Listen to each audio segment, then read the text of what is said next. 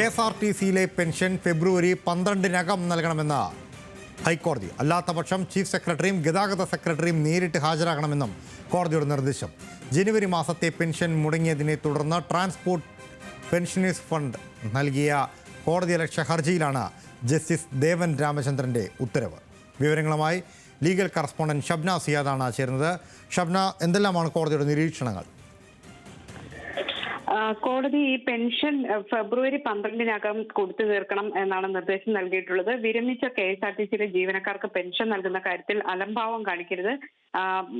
Pension നൽകാൻ ഇത്തരത്തിൽ നിയമപരമായ ബാധ്യത അല്ലെങ്കിൽ അടിസ്ഥാനപരമായ ബാധ്യത ഇല്ലെങ്കിലും പണം കണ്ടെത്താൻ കൂടുതൽ സമയം അനുവദിക്കണമെന്ന സർക്കാർ ആവശ്യത്തെ കോടതി രൂക്ഷമായി വിമർശിക്കുകയും ചെയ്തു. സർക്കാർ പറയുന്നത് ഇത്തരത്തിൽ ഈ പെൻഷൻ നൽകാൻ സർക്കാരിന് ബാധ്യതയില്ല എന്നാണ്. എന്നാൽ സർക്കാർ ഇതിൽ പണം കണ്ടെത്താൻ കൂടുതൽ സമയം ആവശ്യപ്പെടുകയും ചെയ്തു. തുടർന്നാണ് കോടതിയിലെ വലിയ വിമർശനമുണ്ടായത്. സർക്കാരിന് ശ്വാസം വിടാൻ സമയം വേണമെന്നാണ് പറയുന്നത്. മാരക രോഗികളായവരും വിവാഹ ആവശ്യത്തിനും വിദ്യാഭ്യാസ ആവശ്യത്തിനും പണം വേണ്ടവരുമായ റിട്ടയർഡ് ജീവനക്കാരുടെ ശ്വാസം പെൻഷൻ കിട്ടാത്തതിന്റെ പേരിൽ നിലയ്ക്കാൻ പാടില്ല എന്ന വിമർശനവും കോടതി ഉന്നയിക്കുകയും ചെയ്തു. ഒരു മാസത്തെ ശമ്പളം വൈകിയാൽ ഇവരൊക്കെ വല്ലാത്ത ബുദ്ധിമുട്ടിലാകും. ഇത് സർക്കാർ മനസ്സിലാക്കണമെന്നും കോടതി വ്യക്തമാക്കുകയും ചെയ്തു.